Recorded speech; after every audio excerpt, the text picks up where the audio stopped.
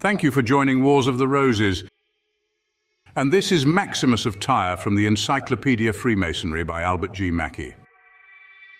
Maximus of Tyre, Cassius Maximus Tyrius, Greek rhetorician and philosopher in the time of Antonines and Commodus, 2nd century AD. He traveled extensively, delivering lectures. There are still extant by him 41 essays. With him, God is the supreme being, one and indivisible, though called by many names, accessible to reason alone. The soul in many ways bears a great resemblance to the divinity. It is partly mortal, partly immortal, and when freed from the fetters of the body, becomes an intermediary on the confines of heaven and earth. Life is the sleep of the soul, from which it awakes at death. Maximus of Tyre must be distinguished from the Stoic Maximus, tutor of Marcus Aurelius.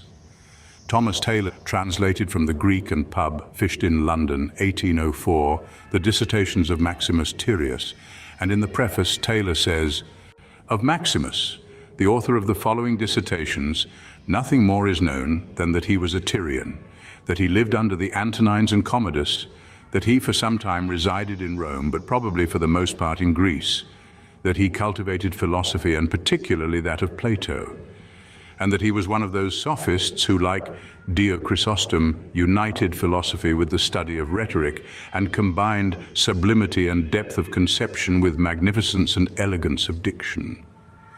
There is a curious statement by the Tyrian in the above translation, volume 2, pages 2-3, having in part a resemblance to the familiar Masonic monitorial instruction to fellow crafts. "What then do you say, O Attic guest? Is good so narrow, groveling, difficult to be obtained, immanifest and replete with molestation, that we cannot obtain it without sinning, redrawing geometrical lines and consuming our time in these, as if it were our intention to become something else and not to be good men? Though divine virtue indeed, according to its use, is sublime and great and near to everyone, but according to its position, is not difficult to him who but once wishes to be obedient, to be beautiful in conduct, and to oppose whatever is base." The Athenian guest, however, will answer that this, which is called the law of the city, without the obedience of those that use it, is promulgated in vain, and that it is necessary the people should submit to it voluntarily. But the people in the soul, desires, senses, imagination, opinions, are numerous and foolish, who, nevertheless, when they once yield their assent to the law and follow where it commands, produce the most excellent polity in the soul, and which men denominate philosophy. Come then, let philosophy approach after the manner of a legislator, adorning the disorderly and wandering soul as if it were the people in a city. Let her also call as her coadjutors other acts, not such as are sordid by Jupiter, nor such as require manual operation, nor such as contribute to procure us things little and vile, but let one of these be that art which prepares the body to be subservient as a prompt and robust vehicle to the mandates of the soul, and which is called gymnastic.